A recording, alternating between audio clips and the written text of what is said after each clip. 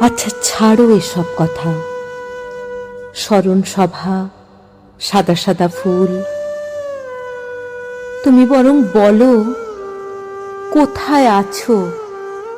জায়গাটা ঠিক কত দূর? সেখানে কি হলুদ পাখি জামরুল গাছে বাসা বানায়?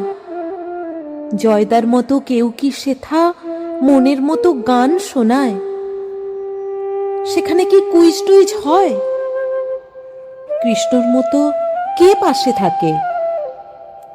লাল কাঁকড়া ঘুরে বেড়ায় এদিক ওদিক চারিদিকে? ওখান থেকে ফোন করা যায় অপূর্বদা বা সুজনদাকে?